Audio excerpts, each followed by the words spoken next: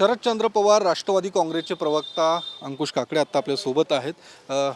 Sir, ज्या पद्धतीने राज्यसभेची जी चर्चा सुरू आहे आणि एकूण विलिनीकरणाची जी आधी चर्चा सुरू होती त्यामध्ये की पवारसाहेब हे राजकारणातून अलिप्त होऊन समाजकारणात मात्र सक्रिय राहणार होते अशा पद्धतीची चर्चा झाल्या होत्या, कारण एप्रिल महिन्यात त्यांची राज्यसभेची टर्म देखील संपणार आहे। नाही, पवारसाहेब राजकारणातून अलिप्त होणार आहेत अशा प्रकारच्या कुठेही चर्चा माध्यमामध्ये आम्हाला पाहायला मिळाल्या नाहीत, वर्तमानपत्रामध्ये देखील पाहायला मिळाल्या नाहीत किंवा आमच्या पक्ष संघटनेमध्ये देखील अशा कुठल्या प्रकारच्या चर्चा झालेल्या नाहीत।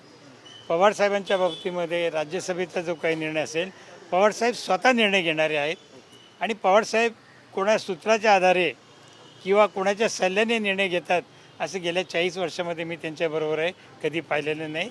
राज्यसभेचा जो काही निर्णय असेल तो पवारसाहेब स्वतः निर्णय घेतील। पण मग काय नेमकी चर्चा झाल्या होत्या त्यावेळी की अशा पद्धतीने की समाजकारण कुठल्याही राज्यसभेच्या संदर्भामध्ये चर्चा यापूर्वी कधी आमच्या पक्षामध्ये किंवा याच्यामध्ये झाल्या नाही, ते मगाशी मी सांगितलं तेच आहे। दादा आग्रही होते की पवार साहेबांनी नाही, राजकारणात दादा राहावं आग्रही किंवा होते. त्यांनी राज्यसभेवर पुन्हा एकदा जावं असं। दादा आग्रही होते किंवा काही नाही, हे काय याची आम्हाला काहीच कल्पना नाही। आणि आता दादा आज हयात नाहीत, त्यामुळे हयात नसलेल्या व्यक्तीबद्दल ते आग्रही होते, असं होतं तसं होतं बोलणं हे कितपत योग्य आहे हे मला पटत नाही। दुसरं एक की घड्याळ चिन्ह ज्या पद्धतीने जिल्हा परिषद निवडणुकीत तुम्ही एकत्र घड्याळ चिन्हावरती निवडणूक लढल्या, तुमचे उमेदवार किंवा दादांचे उमेदवार, घड्याळ चिन्हावरती एकमत झालं की जरी दोन्ही राष्ट्रवादी एकत्र आल्या तर घड्याळ चिन्ह हे मात्र कायम राहील की या पुढच्या निवडणुकांसाठी? नाही, तर हे अशा काही चर्चा म्हणजे चर्चा चालू होत्या, वरिष्ठ पातळीवरती चालू होत्या, त्या चर्चेमध्ये आमचा कधी सहभाग नव्हता। पण जेव्हा आपण जिल्हा परिषद किंवा महानगरपालिकेच्या निवडणुका घड्याळ चिन्हावरती ज्यावेळेला लढत होतो तेव्हा साहजिकच घड्याळ चिन्ह जर पुण्यात दोन्ही राष्ट्रवादी एकत्र झाल्या असत्या तर हे घड्याळ हे चिन्ह त्या ठिकाणी घेतलं असतं, हे उघड आहे। पुढच्या निवडणुकांमध्ये घड्याळ चिन्हावरती या सगळ्या निवडणुका होऊ शकले असते। आता तो विषय विलिनीकरणाच्या बाबतीमध्ये आमच्या प्रदेशाध्यक्षांनी स्पष्ट सांगितलेलं आहे की आमच्याकडून तो विषय संपलेला आहे, त्यामुळे त्याच्यावरती आता पुन्हा चर्चा करणं हे मला काही। पण या संदर्भात आता जे काही अजित पवारांचे राष्ट्रवादीचे नेते काही पूर्वकल्पना, पण त्यांना पूर्वकल्पना होती तटकरे, मला काही एक लक्षात घ्या, विलिनीकरणावरती कृपा करून आमचं विषय प्रांताध्यक्षांनी सांगितलेलं आहे, त्यामुळे त्याच्यावरती पुन्हा प्रश्न आपण विचारू नयेत अशी माझी तुम्हाला विनंती आहे।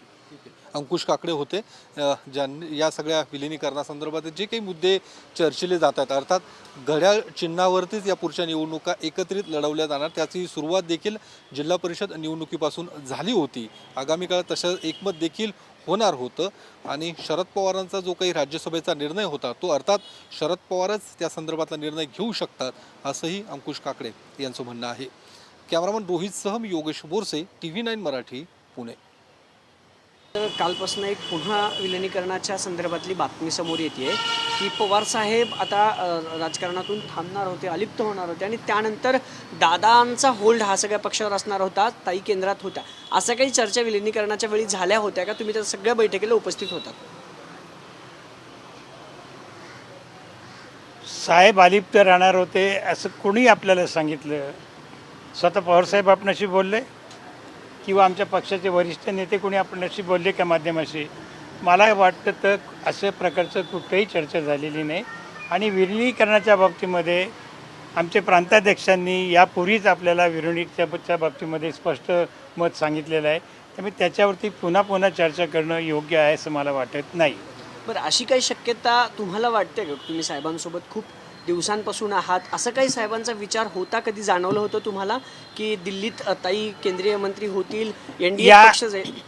या संदर्भामध्ये पुन्हा मी तुम्हाला सांगतो की विलिनीकरणाच्या बाबतीमध्ये प्रांताध्यक्षांनी आपल्याला स्पष्ट सांगितलेलं आहे, त्याच्यामुळे त्याच्यावरती पुन्हा चर्चा करणं हे मला योग्य वाटत नाही। देखील साहेबांनी एकदा निवृत्तीची घोषणा केली होती। पवार साहेबांच्या बाबतीमध्ये पवारसाहेब हे स्वतः निर्णय घेतात, त्यामुळे त्यांना सूत्राच्या आधारे जर काही बातमी तुमच्याकडे आली असेल तर त्याच्यावरती सूत्राच्या आधारे पवारसाहेब कधी निर्णय घेत नाहीत।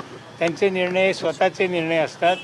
काही वेळेला त्यांच्या निर्णयाच्या बाबतीमध्ये कार्यकर्त्यांचा आग्रह किंवा मित्रपक्षांचा आग्रह, काही नेते मंडळींचा आग्रह असतो, ही वस्तुस्थिती जरी असली तरी पवार साहेबांचे निर्णय त्यांचे स्वतःचे निर्णय असतात. पण मग NDA मध्ये जाण्याबद्दल सकारात्मक चर्चा होती तुमच्या पक्षात? केंद्रातला विचारतो यांना, केंद्रात असं काही ठरलं होतं? याबाबत मला काही माहिती नाही.